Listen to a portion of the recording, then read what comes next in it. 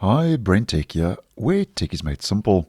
So Microsoft is busy finalizing our next Windows 11 22H2 optional bug fix update, KB5029351, which we are expecting to see roll out in the fourth week of the month. So that would be starting the 22nd, and if not in that week, then in the final week of August 2023.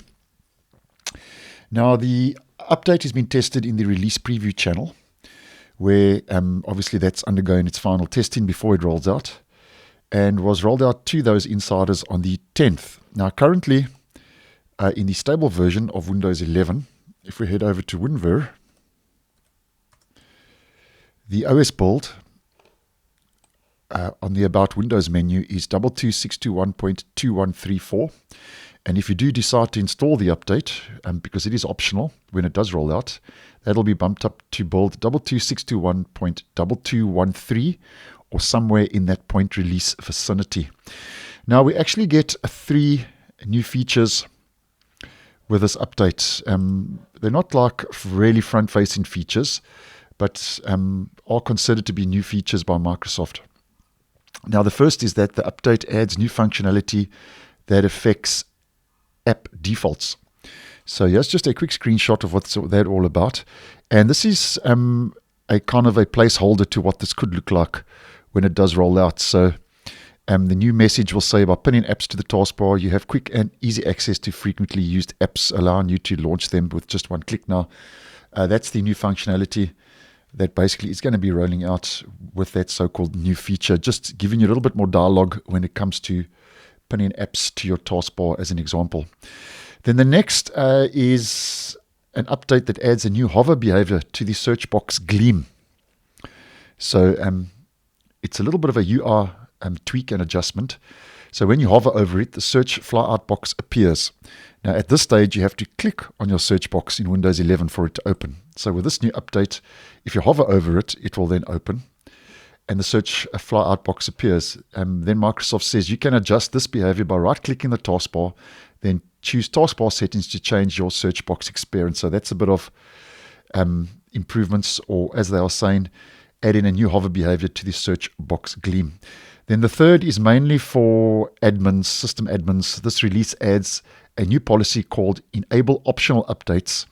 Administrators can use it to configure the monthly optional cumulative updates for commercial devices. So those are the so-called 3 new features and improvements that are rolling out with KB5029351, which we are expecting to see roll out at the end of this month. Now, if you do want to stick around, because this is a bug fix update, just to mention and go through some of the key highlights that this update could be addressing. And obviously this is not finalized because this is still in preview, but gives us a good idea as more or less what to expect.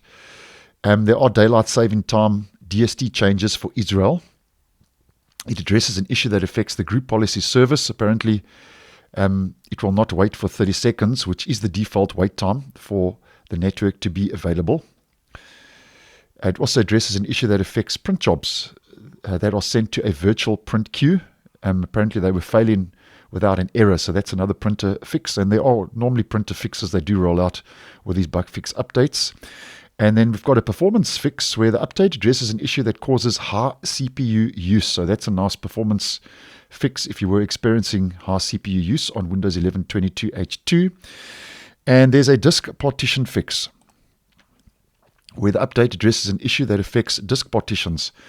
Microsoft says the system might stop working. This occurs after you delete a disk partition and add the space from the deleted partition to an existing BitLocker partition. So that's all to do with BitLocker.